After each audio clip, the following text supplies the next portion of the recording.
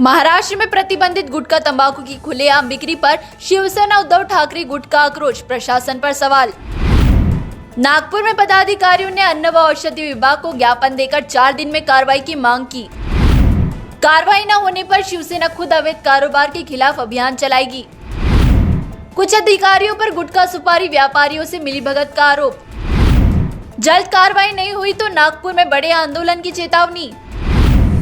अन्न औषधि विभाग में ठाकरे गुट के शिवसेना वालों ने यहाँ पर डेपुटेशन दिया, क्योंकि महाराष्ट्र के अंदर में प्रतिबंध तंबाकू खुलेआम नागपुर शहर में भी बिक रहा है। उसको लेकर ही कई महीनों से अधिवेशन में भी मुद्दा उठा गया, लेकिन कई महीनों से यहाँ पर में ठाकरे गुट शिवसेना वालों का डेपुटेशन देने की तैयारी थी, लेकिन आज यहाँ पर कुछ लोगों को लेकर ही यहाँ पर डेपुटेशन देने। क्या मांगनी थी आपकी आज? हमारी मांगनी ये थी कि जितने भी अवैध गुटखे के काम चल रहे हैं वो काम के ऊपर में कार्रवाई करना चाहिए। जितने भी डेयरी के अंदर में अवैध पनीर बिक रहा है, अवैध खोआ बिक रहा है, उन पे भी कार्रवाई होना चाहिए। और ये जैसा अजनी रेलवे स्टेशन है, इतवारी रेलवे स्टेशन है, यहाँ पे खुलेआम जो पुड़िया बिक रही है, गुटखे बिक रहे हैं, तो उनके ऊपर में भी अब वो छोटे छोटे कार्रवाई करने से अच्छे बड़े मगरमच्छ पे कार्रवाई करके हमने इनको निवेदन देने में आया हुआ है। और एक भाई यहाँ पर मैं तो जब प्रतिबंध है गुटखा पूरे महाराष्ट्र के अंदर में, उसके बाद भी नागपुर शहर के अंदर में गुटखा आ रहा है, यानी कहीं ना कहीं पुलिस डिपार्टमेंट भी हो गया या फिर अन्न औषधि विभाग जो इस पे खुद होकर ध्यान नहीं दे रहा है या फिर जानबूझ के इनको बिकने दे रहा है। ऐसा है क्या? पुलिस डिपार्टमेंट जिस एमपी से, यूपी से, इधर मध्य प्रदेश से और कर्नाटक से और छत्तीसगढ़ से जो माल आता है, बॉर्डर क्रॉस करके माल आता है, उसके अंदर में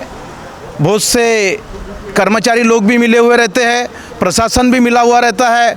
ये प्रशासन पकड़ने के बाद में भी कुछ परसेंटेज के ऊपर में माल जब्ती करते हैं और कुछ परसेंटेज में माल छोड़ देते हैं।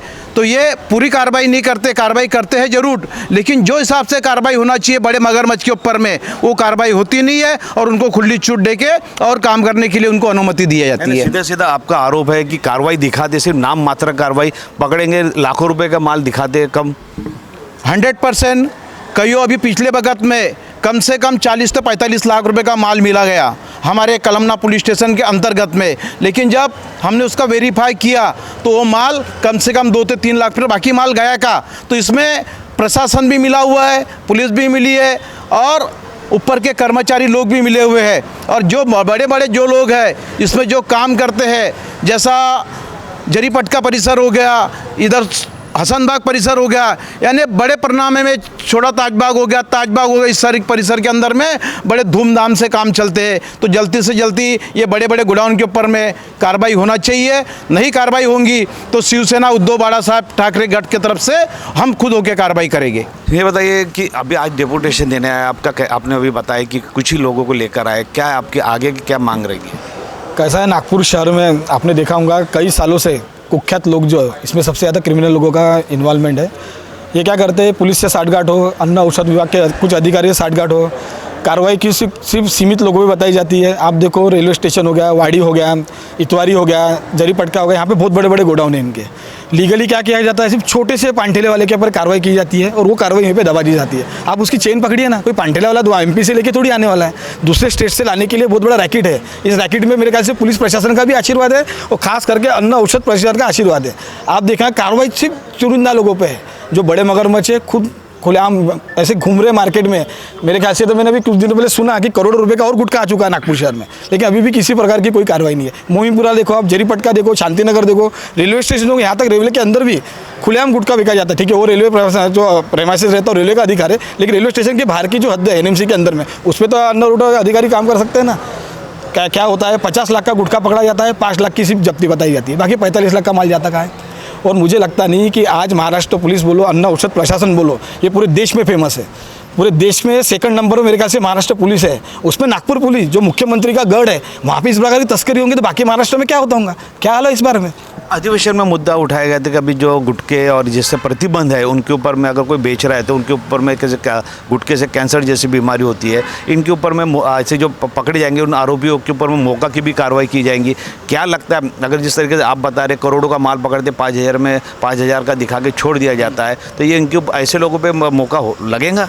देखिए सर, आज हमने निवेदन में भी लिखा हुआ है ये जब जैसे पिछले कुछ दिनों पहले मेरे ख्याल से पिछले अधिवेशन में जिरवाल साहब ने कहा था कि जो मिलावट करके गुटखेखोर उनके ऊपर मुकदमा लगाएंगे, लेकिन कब लगाए जाएंगे? यानी 6 महीने की पूर्व का पिछले अधिवेशन की बात थी, अधिवेशन में अभी तक कुछ इसको इम्प्लीमेंट नहीं है। अगर इस बारे में अगर सही में इनको कार्रवाई करना हो तो सबसे पहले इन्होंने क्या करना चाहिए, एक लिस्ट निकालना चाहिए नागपुर शहर की। मैं नागपुर शहर की बात करना चाहूँगा फिलहाल, कि हम नागपुर शहर का मुद्दा लेके आए। नागपुर शहर के जितने भी कुख्यात तस्कर होंगे गुटखे के, इनकी लिस्ट बनाना चाहिए। ये लिस्ट अन्न औषध विभाग ने माननीय पुलिस आयुक्त को देना चाहिए। पुलिस आयुक्त ने इनके ऊपर बारीक नज़र रखते हुए इनके ऊपर कार्रवाई करना चाहिए। क्या होता है सर, पता है क्या? इतना सा माल पकड़ा जाता है, जब्ती इतनी बताती है जबकि माल इतना बड़ा होता है। ये बिना पुलिस प्रशासन को, मैं बार बार कहूँगा, बिना पुलिस प्रशासन के, बिना अन्न औषध विभाग के अधिकारियों के मिलीभगत के सिवा ये कार्रवाई हो ही नहीं सकता।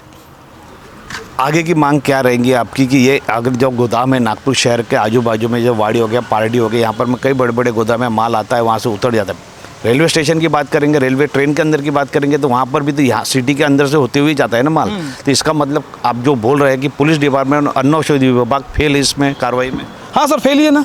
ऐसा देखो, आज हमने मांगने की, हम जानबूझ के कम लोग आए थे कि हमें आज उनको सिर्फ निवेदन दिया है कि 4 से 5 दिन के अंदर अगर आपने कार्रवाई की नहीं तो हम बड़ी संख्या में आएंगे। ये कोई ऐसी ये करना हमें दिखावे का खेल नहीं करना, हमें प्रैक्टिकल करना। और दूसरी बात, ये आपने कहा क्या करोगे सर, हमसे ज़्यादा पुलिस प्रशासन और अन्य अन्न औषध विभाग के अधिकारी खूब प्रॉम्प्ट है, लेकिन इन्होंने जो कार्रवाई की नहीं और हमें कहीं मालूम पड़ा तो वहाँ पे धड़क कार्रवाई करेंगे। हम पुलिस प्रशासन को भी बुलाएंगे, अन्न औषध विभाग को भी बुलाएंगे, लेकिन इतना होने के बावजूद इसकी कार्रवाई नहीं होती। इसके लिए जिम्मेदार कौन है? आप जाके माननीय आयुक्त साहब से पूछिए ना कि आपके अधिकारी क्या कर रहे हैं। आप देखिए, यहाँ अधिकारी जो है कम से कम 12-12, 15-15 साल से एक ही अधिकारी यहाँ पे कार्यरत है। जाते हैं 6 महीने, 2 महीने, फिर वापस आ जाते। क्यों? ये मिली भगत ही है ना। आपने देखा होगा कुछ महीने पहले नरहरि झिरवाल जी के कैबिन में रिश्वत लेते हुए 50,000 की पकड़ी गई थी।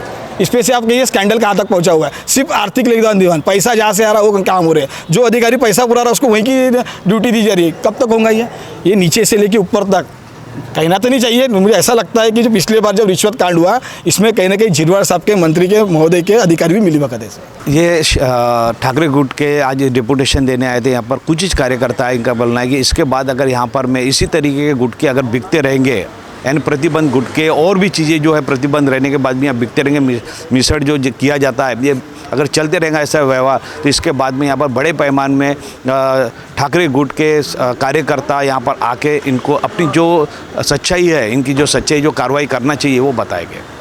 भवानी जय शिवाजी।